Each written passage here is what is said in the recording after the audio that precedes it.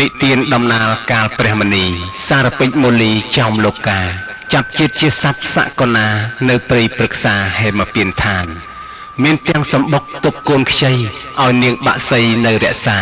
បាក់សាហោះហើរភ្នែកឆ្លេឆ្លាឃើញផ្កាគ្មៀតខ្មៃចឹកលំអងលុះព្រះទិនករះបញ្ចេញរស្មីបាក់សាស្ទើរខ្សែជាប់ក្នុងផ្កាឯជាបាក់សីនិងបុតភ្ងាចាំទាំងសោកាឯសម្បុកចាំបាត់ពុំឃើញមកកើតក្តីនឹកភ្នែកចិត្តសង្ស័យបែបទៅមានញីទីណាថ្មីភ្លេចជាបាក់សីជាភរិយាបើហើទៅបាត់ស្ងាត់សោះសូនមិនគិតដល់កូនអត់អាហារត្រូវភ្លើងព្រៃឆេះឆាបអាត្មាប្រហាកូនថ្លៃខ្សែជីបជន់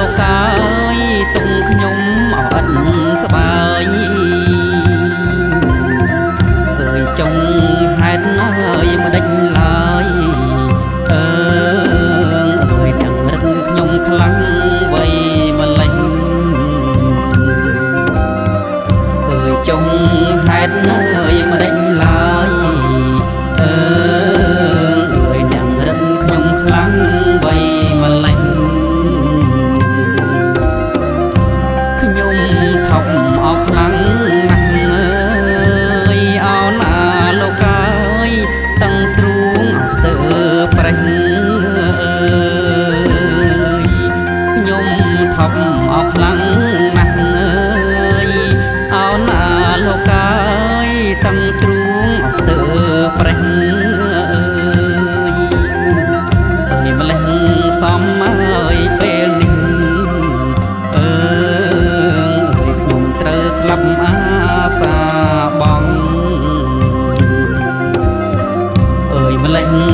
มเอ้ยเป็นนิ่งเอ้ยខ្ញុំត្រូវស្លាប់អាសាបងអាណិតអោប្រពន្ធអើយអោណាលោកកាយនឹងតូនអរហងអាណិតអោប្រពន្ធអើយអោណាលោកកាយនឹងតូនអរហងអើយពោះស្វិតអើយក្រញ៉ងអើយស្រេកឃ្លានរងចាំផ្លូវបាអើយពោះស្វិតអើយក្រញ៉ងអើយស្រេកឃ្លានរងចាំផ្លូវបាបើខ្ញុំអោស្លាប់ទៅអោណាលោកកាយខ្ញុំឥតអោបើឋានបើខ្ញុំអោស្លាប់ទៅអោណាលោកកាយខ្ញុំឥតអោបើឋានអើយតែបុត្រ